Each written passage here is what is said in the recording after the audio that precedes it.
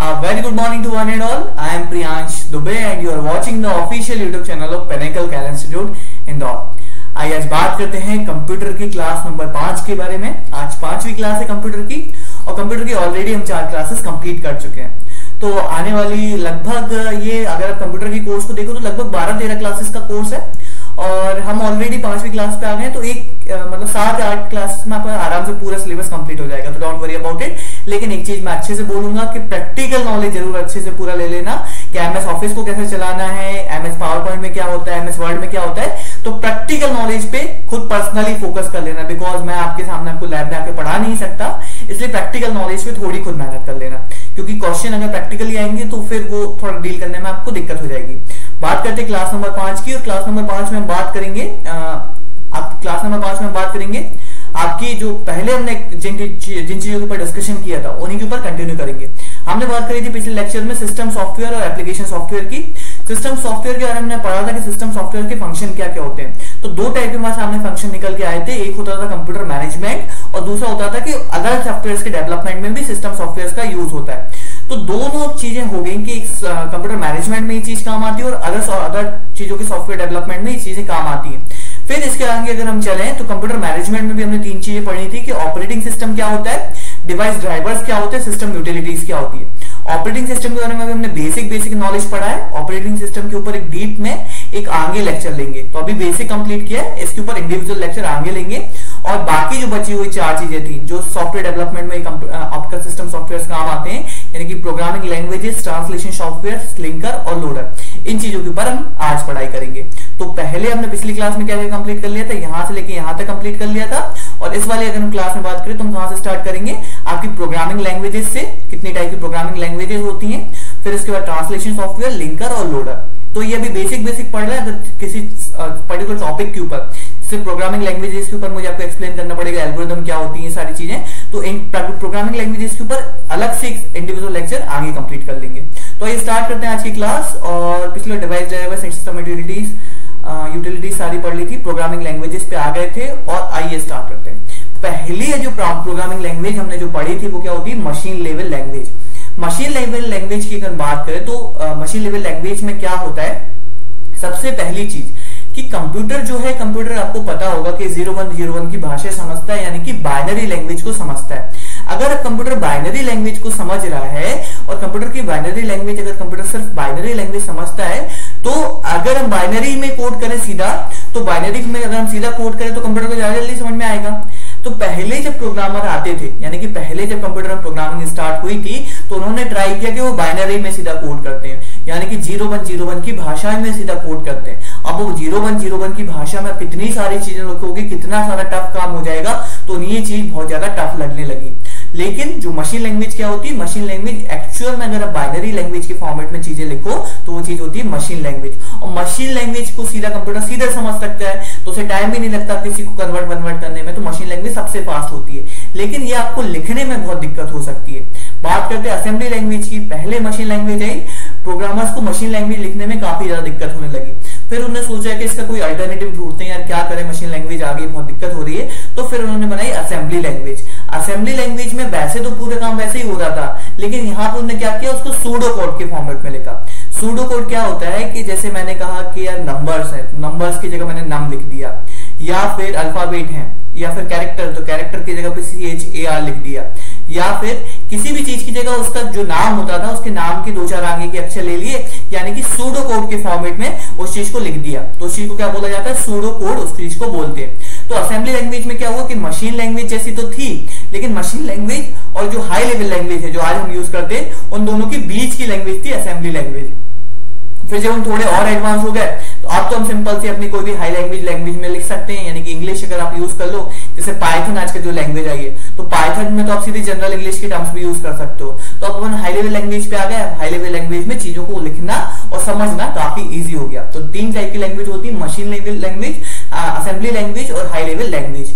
देखिए इंग्लिश में मत जाना, जिनको अगर इंग्लिश समझ में नहीं आ रही तो जो मैं बोल रहा हूँ उसके नोट्स बना लो, ताकि आपके नोट्स क्लियर हो जाए, आपके कॉन्सेप्ट क्लियर हो जाए। देखिए कंप्यूटर की जितनी स्टैंडर्ड बुक्स हैं पूरी इंग्लिश में, अगर मैं आपको हिंदी में पढ़ाऊंगा तो कोई फायदा भी नहीं, आपको थ्योरी वाली चीजें पढ़ाऊंगा। मैं प्योर टेक्निकल पढ़ा रहा हूँ, इसलिए आपको इंग्लिश वाली बुक, स्टैंडर्ड बुक्स यूज कर रहा हूँ। चलते हैं आगे। अगर हम बात करें तो आपको पूरा हायरार्की में आपको बताया था कि हाई लेवल लैंग्वेज कहाँ होती है, असेंबली लैंग्वेज कहाँ होती है, मशीन लैंग्वेज कहाँ होती है। मशीन लैंग्वेज हार्डवेयर के सबसे क्लोज होती है, बीच में आती है असेंबली लैंग्वेज, फिर आती है हाई लेवल लैंग्वेज। अगर हम आगे चले तो मशीन लैंग्वेज के बारे में थोड़ा डीप में बात करेंगे, क्या क्या मशीन लेवल लैंग्वेज के फीचर्स होते हैं। तो computer can understand the programs written in machine level language directly, यानी कि सीधे सीधे, जैसे कि अगर मशीन लेवल लैंग्वेज में अगर प्रोग्राम लिखोगे तो कंप्यूटर को सीधे समझ में आ जाता है, किसी भी ट्रांसलेशन की जरूरत नहीं पड़ती। No translation of the program is required, यानी कि किसी भी टाइप ट्रांसलेशन की जरूरत नहीं पड़ती कि कंप्यूटर को एक लैंग्वेज से दूसरी लैंग्वेज में उनको कन्वर्ट करके बताना पड़े। सीधा मशीन लेवल लैंग्वेज में लिखोगे, मशीन लेवल लैंग्वेज में कंप्यूटर समझ लेगा।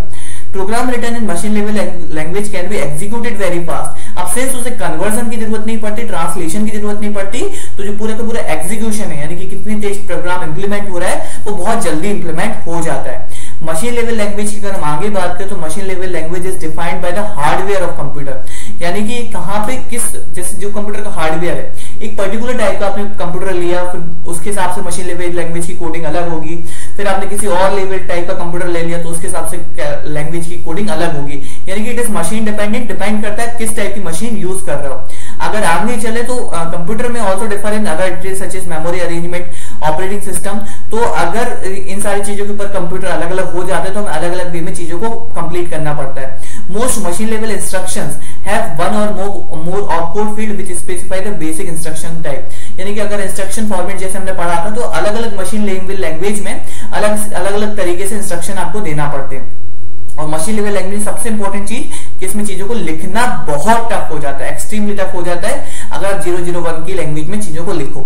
अगर आगे बात करें तो आगे जो बीच वाला सॉल्यूशन आया था वो था असेंबली लैंग्वेज, और असेंबली लैंग्वेज को मैंने आपको बताया था कि यहाँ पे अपन क्या करते हैं, सूडो कोड का यूज करते हैं, सूडो कोड या एब्रीविएशंस का यूज करते हैं, निमोनिक्स का यूज करते हैं। तो यहाँ पे क्या होता था कि निमोनिक्स में जैसे आपको मूव लिखना है, यानी कि एक जगह से दूसरी जगह चीज मूव कराना है, तो उसकी जगह हमने क्या यूज कर लिया, मूव, एमओवी।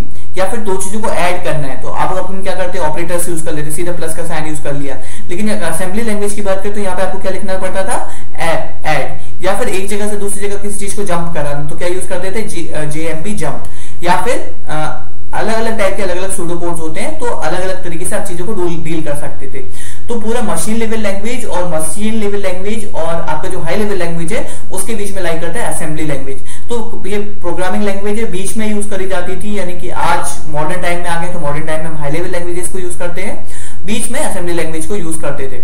अगर हम असेंबली लैंग्वेज की और बात करें तो असेंबली लैंग्वेज को अगर मशीन लेवल लैंग्वेज में कन्वर्ट करना है तो असेंबली लैंग्वेज को मशीन लेवल लैंग्वेज में कन्वर्ट करने के लिए, ताकि कंप्यूटर इस चीज को समझ सके, तो हम कौन सा सॉफ्टवेयर यूज करते हैं, इसके लिए ट्रांसलेटर्स यूज किए जाते हैं। अब ट्रांसलेटर को, कौन सा ट्रांसलेटर सॉफ्टवेयर यहाँ पे यूज किया जाता है, जिसको बोलते हैं असेंबलर। क्या बोलते हैं, using translator software called as assembler. Assembler का काम क्या रहता है कि असेंबली लेवल लैंग्वेज है उसको मशीन लेवल लैंग्वेज में कन्वर्ट कर सके। तो ये कौन करता है काम, असेंबलर करता है। अगर असेंबली लैंग्वेज से मशीन लेवल लैंग्वेज में काम करवाना है तो ये कौन करेगा, असेंबलर। ये आपका 1 नंबर का क्वेश्चन यहां से बन जाएगा असेंबलर के ऊपर। अगर हम आगे चलें तो each line of the assembly level program is converted into one or more lines of the into machine code, यानी कि असेंबली लैंग्वेज की एक से ज्यादा लाइन मशीन लैंग्वेज में कन्वर्ट हो सकती है। तो सिंस असेंबली लैंग्वेज भी मशीन लैंग्वेज में सीधा कन्वर्ट हो रही है तो ये भी मशीन डिपेंडेंट होती है, यानी कि अलग अलग मशीन के हिसाब से अलग अलग टाइप की कोडिंग करी जाती है। और अगर हम इनकी एफिशिएंसी की बात करें तो ये इनकी एफिशिएंसी जो रहती है इंटरमीडिएट रहती है, यानी कि मशीन टाइप जितनी फास्ट भी नहीं रहती है और एकदम एक्सट्रीमली स्लो भी नहीं रहती है। Assembly language programs are generally written where the efficiency and the speed of the program are the critical issues, यानी कि जहां पे एफिशिएंसी और स्पीड बहुत ज्यादा मैटर करे, क्योंकि यहाँ पे कन्वर्जन इजी होता है। आगे चलते हैं, आगे जिन लैंग्वेजेस की बात करेंगे वो होती है हाई लेवल लैंग्वेजेस। अगर हाई लेवल लैंग्वेजेस की बात करें तो आज जितनी लैंग्वेजेस आप यूज करते हो, C++ यूज करते हो, जावा यूज करते हो, पाइथन यूज करते हो, तो ये सारी क्या है, हाई लेवल लैंग्वेजेस, यानी कि मॉडर्न लैंग्वेज है। और ये इंग्लिश जैसी होती है, यानी कि इसको इंग्लिश जैसे लिख सकते हो। जैसे अगर अपन ने कहा कि अगर आपको बेसिक से कोड लिखना है तो सबसे पहले हेडर फाइल को अपन ने इंसर्ट कराया, फिर अपन ने क्लास डिफाइन कर दी, क्लास के अंदर ऑब्जेक्ट्स डिफाइन कर दिए, तो इसको आप बेसिक तरीके से लिख सकते हो जैसे आप बेसिकली इंग्लिश को लिखते हो। सिर्फ आपको इनका फॉर्मेट समझना जरूरी होता है और ये ज्यादा अंडरस्टैंडेबल रहती हैं।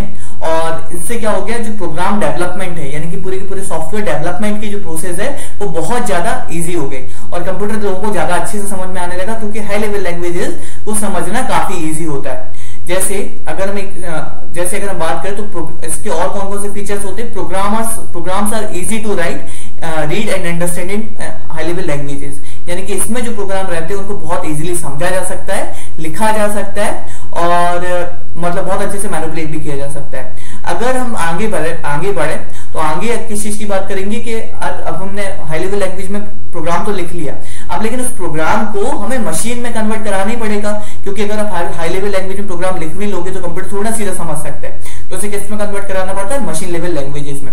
और इसको कन्वर्जन के लिए कौन सा सॉफ्टवेयर यूज किए जाते हैं, दो टाइप के सॉफ्टवेयर यूज किए जाते हैं, एक होता है इंटरप्रेटर, एक होता है कंपाइलर। इंटरप्रेटर और एक होता है कंपाइलर। तो इंटरप्रेटर का काम क्या रहता है, इंटरप्रेटर एक चीज करता है कि इंटरप्रेटर और कंपाइलर में दोनों में एक ही डिफरेंस रहता है कि एक 1 by 1 कंपाइल करता है, यानी कि जैसे वर्ड बाय वर्ड या फिर लाइन बाय लाइन कंपाइल करता है, और एक पूरा का पूरा प्रोग्राम साथ में कंपाइल कर देता है। तो अगर इंटरप्रेटर की बात करें तो इंटरप्रेटर एक टाइम पे एक ही इंस्ट्रक्शन लेगा, उसको कन्वर्ट करेगा और फिर आगे बढ़ेगा। अगर कंपाइलर की बात करें तो कंपाइलर पूरा प्रोग्राम, जैसे आप पूरा प्रोग्राम लिख के दोगे फिर इसको एक साथ कंपाइल कर देता है। तो आपसे इंटरप्रेटर और कंपाइलर में डिफरेंस पूछा जा सकता है। तो इंटरप्रेटर क्या करता है, एक एक इंस्ट्रक्शन लेता है, उसको कन्वर्ट करता है, और जो कंपाइलर रहता है, कंपाइलर क्या करता है, पूरा प्रोग्राम एक बार में कन्वर्ट कर देगा और फिर उसके बाद एक बार में पूरा कंपाइलेशन एक बार में ही कर देता है। अगर हम आगे चले तो आगे किस चीज की बात हो रही है, ट्रांसलेशन सॉफ्टवेयर्स की। और ट्रांसलेशन सॉफ्टवेयर जैसे अभी मैंने आपको बताया कि यहाँ पे कंपाइलर इंटरप्रेटर यूज हो रहे हैं, यहाँ पे असेंबलर यूज हो रहा है, तो थोड़ी इनकी डिटेल में बात कर लेते हैं। ट्रांसलेशन सॉफ्टवेयर होता क्या है, ट्रांसलेशन सॉफ्टवेयर वो सॉफ्टवेयर होते हैं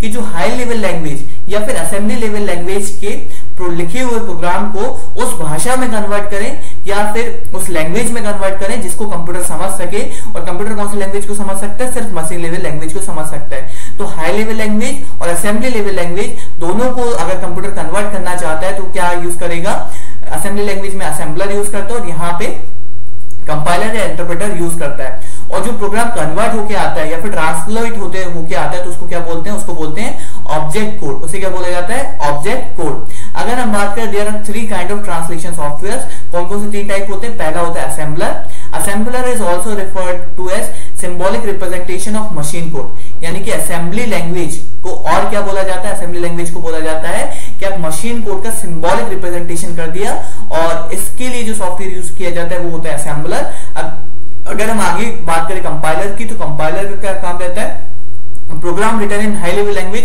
has to be converted to a language that computer can understand. और सिर्फ कौन सी लैंग्वेज होती है जो कंप्यूटर समझ सकता है, ये होती है बाइनरी फॉर्म।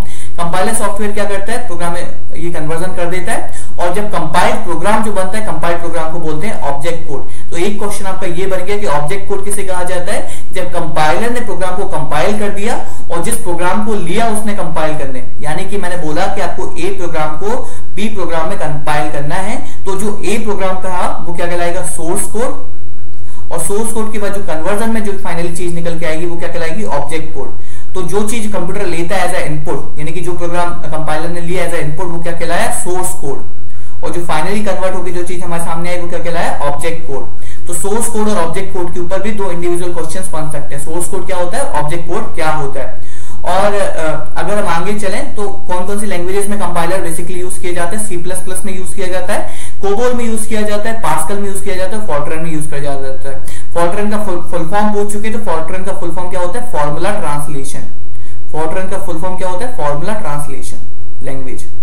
फॉर्ट्रन का फुल फॉर्म पूछा जा चुका है 1-2 एग्जाम्स में। अब वो बैंकिंग के एग्जाम्स थे, एसएससी के एग्जाम थे या बैंकिंग के एग्जाम थे, इस चीज से ज्यादा फर्क नहीं पड़ता, लेकिन बात ये कि फॉर्ट्रन का फुल फॉर्म पूछा जा चुका है। कंपाइलेशन प्रोसेस की अगर हम ओवरऑल बात करें तो इसमें 2 पार्ट होते हैं कंपाइलेशन प्रोसेस में, यानी कि अगर आपको किसी प्रोग्राम को कंपाइल करना है तो 2 तरीके होते हैं। पहला होता है breaking down the source code, यानी कि जो भी सोर्स कोड आपने लिख के रखा है पहले वो सोर्स कोड ब्रेक होता है, यानी कि छोटे छोटे पार्टों में टूटता है, और फिर उन छोटे छोटे पार्टों को एक ऑब्जेक्ट कोड में कंस्ट्रक्ट किया जाता है। तो पहले जो भी आपने सोर्स कोड दिया वो छोटे छोटे पार्ट्स में ब्रेक होगा और फिर फाइनली उससे एक ऑब्जेक्ट कोड बनेगा, और ऑब्जेक्ट कोड बनके आपके सामने रिजल्ट आएगा कि पूरे का पूरे जो मैंने कंपाइलेशन किया उसमें कहीं कोई एरर तो नहीं आई थी। अगर एरर आई थी तो वो एरर्स क्या कहलाती है, सिंटैक्स एरर, यानी कि प्रोग्राम को आपने लिखने में कोई गलती करी है तो वो चीज क्या कहलाती है, सिंटैक्स एरर। आगे चलते हैं, आगे हम बात करेंगे इंटरप्रेटर की। इंटरप्रेटर और कंपाइलर का फंक्शन बिल्कुल सेम ही होता है, लेकिन इंटरप्रेटर क्या करता है, लाइन बाय लाइन एग्जीक्यूशन करता है। जैसे कंपाइलर ने क्या किया, पूरा प्रोग्राम लिया और एक बार में कन्वर्ट कर दिया और कन्वर्ट करके सीधा आउटपुट दे दिया। लेकिन इंटरप्रेटर क्या करता है, पहले एक लाइन लेगा, उसको कन्वर्ट करेगा, फिर दूसरी लाइन लेगा, फिर उसको कन्वर्ट करेगा, फिर तीसरी लाइन लेगा, फिर उसको कन्वर्ट करेगा। तो आपसे पूछा जा सकता है कि लाइन बाय लाइन एग्जीक्यूशन कौन करता है, इंटरप्रेटर करता है, और कंपाइलर क्या करता है, पूरा का पूरा कंप्लीट एग्जीक्यूशन एक बार में करता है। आगे बात करेंगे लिंकर क्या होता है। आपने यहां तक समझ लिया कि कंपाइलर क्या होता है, इंटरप्रेटर क्या होता है, प्रोग्रामिंग लैंग्वेजेस क्या होती है, प्रोग्रामिंग लैंग्वेजेस को मशीन लेवल लैंग्वेज में कैसे कन्वर्ट किया जाता है। अब बात करते हैं लिंकर क्या होता है। लिंकर और लोडर के ऊपर अभी 2 या 3 महीने पहले एक एग्जाम कंडक्ट हुआ था, उसमें एक प्रोग्राम आया था लिंकर और लोडर के ऊपर। तो लिंकर क्या होता है, लिंकर ऐसा रहता है एक ऐसा प्रोग्राम रहता है, जब भी अगर आपने प्रॉपर प्रोग्रामिंग कभी करी हो तो प्रॉपर प्रोग्रामिंग में हम क्या करते हैं, सबसे पहले हम हेडर फाइल्स बनाते हैं। हेडर फाइल्स में हम क्या करते हैं कि मुझे इन चीजों की जरूरत पड़ेगी, तो ये हेडर फाइल इस पर्टिकुलर लाइब्रेरी को इसने रेफर कर दिया कि मुझे इस लाइब्रेरी की जरूरत पड़ने वाली है। अब मैंने दूसरी हेडर फाइल डाली तो उसने इस चीज को रेफर कर दिया कि भाई ये चीज यहाँ पे मौजूद है, मुझे इसकी भी जरूरत पड़ने वाली है। फिर तीसरी अपन ने कोई फाइल बनाई या तीसरा कोई भी क्लास बनाई तो उसने कहीं तीसरी जगह लोकेट कर दिया कि मुझे इस चीज की भी जरूरत पड़ने वाली है। तो आपके कंप्यूटर में मेमोरी में ये सारी चीजें अलग अलग जगह पे मौजूद है। अब जब आप प्रोग्राम रन करोगे तो इतनी जगह से जाके चीजें कलेक्ट करोगे तो कितनी बड़ी दिक्कत हो जाएगी, और सिंगल ऑब्जेक्ट फाइल में इतनी सारी चीजों को कैसे मतलब सेव करें। तो लिंकर का क्या काम रहता है कि ये सारे की सारे जो कोड्स है ये अलग अलग जगह पे मौजूद हैं, इन सबको लिंक कर दो। यानी कि इसको लिंक कर दिया इसके साथ, इसको लिंक कर दिया इसके साथ, यानी कि इन सबके बीच में कनेक्शन एस्टैब्लिश करके दे दो।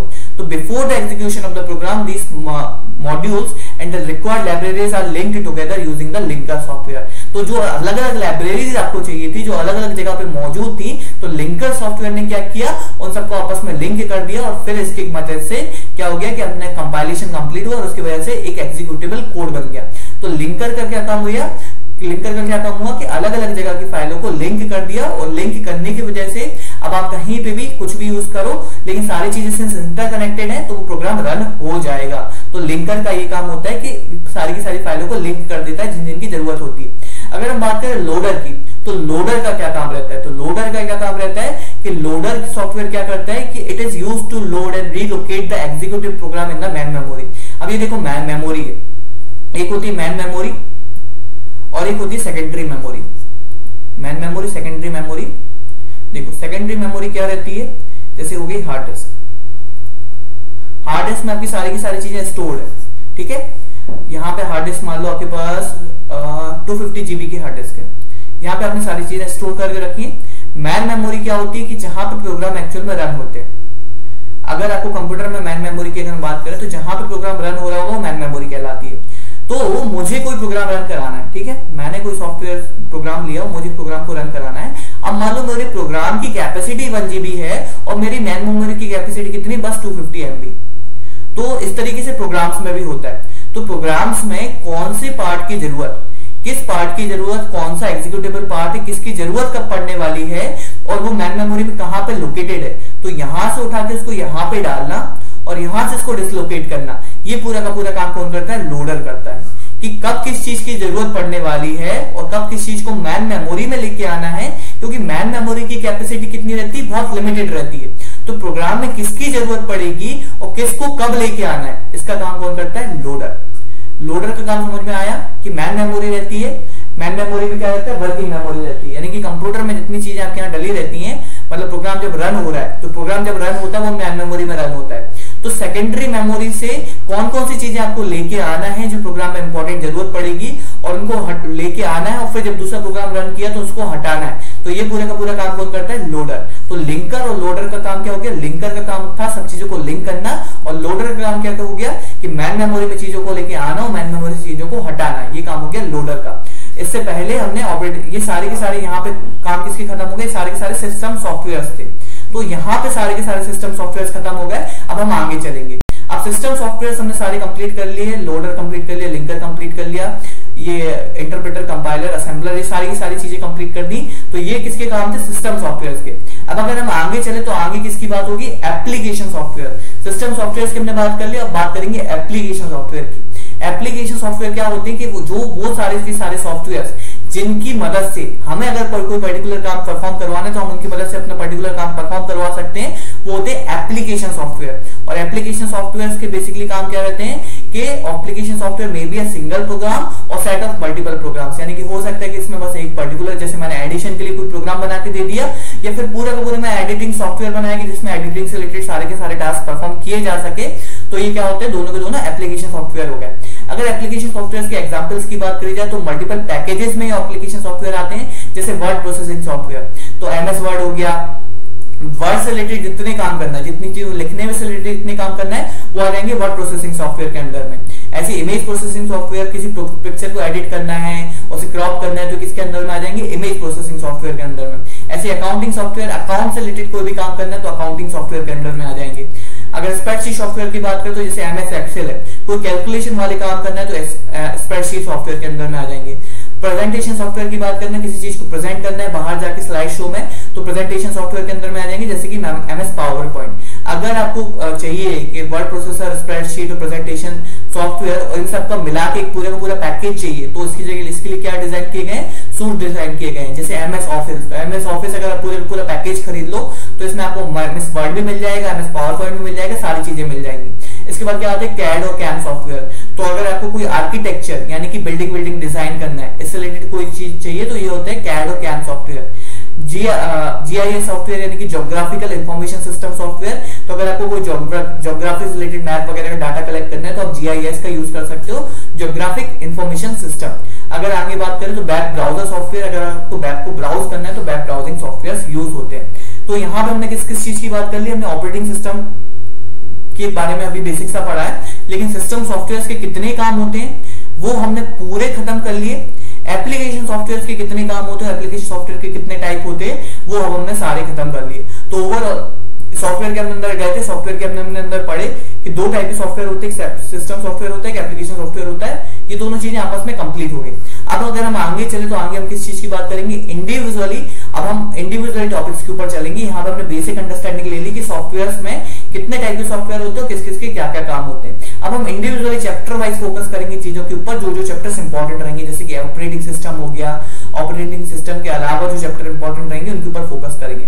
तो स्टे ट्यून, टेक केयर और मिलते हैं आपसे अगली क्लास में। और आई होप कि आपको चीजें समझ में आई होंगी कि क्या होता है सिस्टम सॉफ्टवेयर, क्या होता है एप्लीकेशन सॉफ्टवेयर। आई नो कि इंग्लिश हिंदी में थोड़ी दिक्कत हुई होगी, लेकिन मैं सिर्फ इसलिए इंग्लिश की बुक्स यूज कर रहा हूँ क्योंकि इंग्लिश की बुक्स में चीजें बहुत अच्छे वे में एक्सप्लेन करके दी जाती हैं। और आप भी जानते हो कि हिंदी मीडियम की बुक्स इतनी जल्दी अगर उनसे मैं डाटा कलेक्ट भी करूं, उनको टाइप भी करना चाहूं तो बहुत दिक्कत होती है। तो stay tune and take care.